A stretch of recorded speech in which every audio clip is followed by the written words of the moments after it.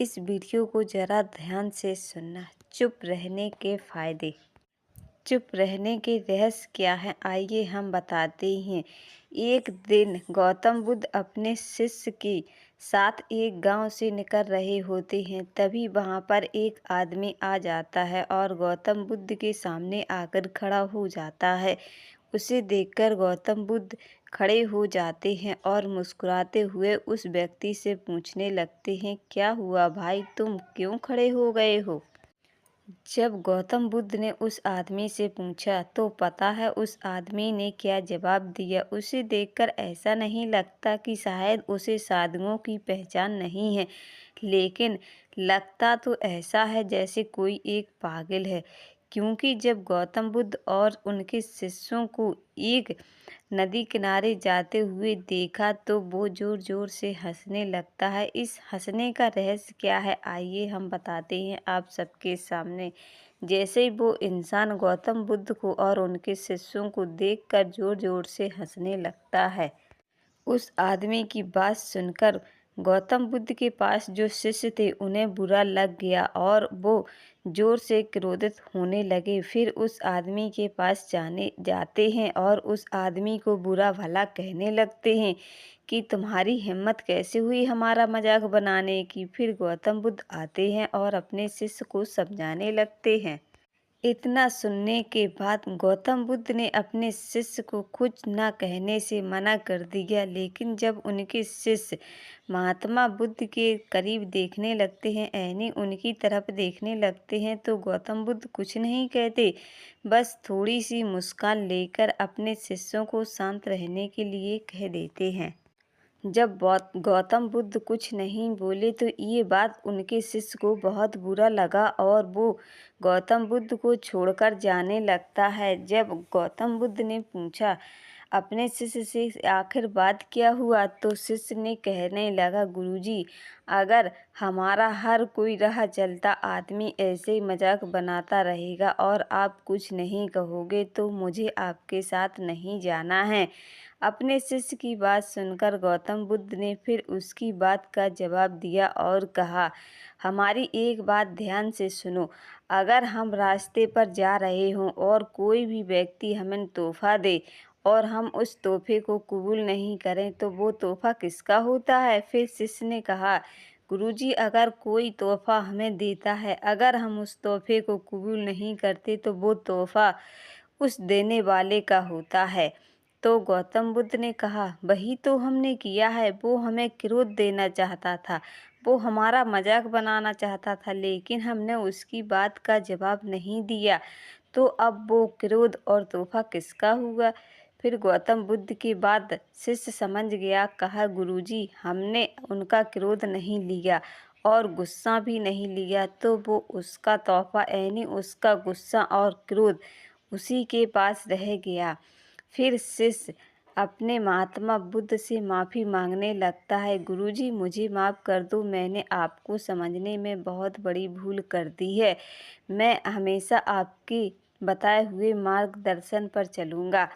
दोस्तों, आपको इस कहानी से क्या सीख मिलती है, हमें कमेंट करके ज़रूर बताएं। आपके पास हमारी वीडियो पहली बार पहुंच रही है तो प्लीज़ हमारे चैनल को लाइक और सब्सक्राइब कर देना और हमें कमेंट करके ज़रूर बताएं कि आपको हमारी ये कहानी कैसी लगी। तो चलिए बिना देरी करते हुए फिर मिलते हैं नेक्स्ट वीडियो में।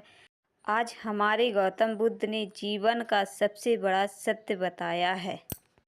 अगर हम अपने आप की नहीं सुनते तो हम जीवन में कभी भी सफल प्राप्त नहीं कर पाते हैं, क्योंकि हम दूसरों की बातों में जल्दी आकर अपना विनाश की ओर कदम बढ़ा लेते हैं। लेकिन ये बात हमें समझ नहीं आती है। तब तक इंसान खुद अपने बलबूते पर खड़ा नहीं होता। इंसान खुद खड़ा नहीं होगा जब तक हम कुछ भी नहीं कर सकते, क्योंकि हम सबसे बड़ा अपमान उसका कर देते हैं जिसके बारे में हमने कभी सोचा भी नहीं होगा। सबसे बड़ी हमारी पृथ्वी माँ है, जिसका हम अपमान करते चले आ रहे हैं और हमेशा करते रहेंगे, क्योंकि हमें इस बात का कोई भी ज्ञान नहीं है कि हम आखिर कर क्या रहे हैं। सबसे पहले हमें पृथ्वी माँ का सम्मान करना चाहिए। हमने सब मिलकर धरती माँ को इतना दुखदाई बना दिया है कि जिसके बारे में सोचना भी कल्पना नहीं कर सकते हैं। हम उस माँ के बारे में कभी भी दुख का अंदाज़ा नहीं लगा सकते हैं, लेकिन हम क्या करते हैं, सिर्फ अपने अहंकार में भूल जाते हैं। यही तो हमारे गौतम बुद्ध का उपदेश है। आइए सुनते हैं इस कहानी में। तो चलिए हम आपको इस कहानी में कुछ ऐसी बातें बताने वाले हैं जो शायद आपको पता भी होंगी, लेकिन इस कहानी को सुनने के बाद आपको अपनी बातें यकीन में ज़रूर बदलाव आएंगी, क्योंकि हम सबसे पहले अपने आप को मजबूत करेंगे और अहंकार नहीं करेंगे। सबसे पहले हम धरती माँ का सम्मान और अपने आप जिसका भी घर में सम्मान करेंगे तो सब हमारा सम्मान करते हुए नज़र आएंगे।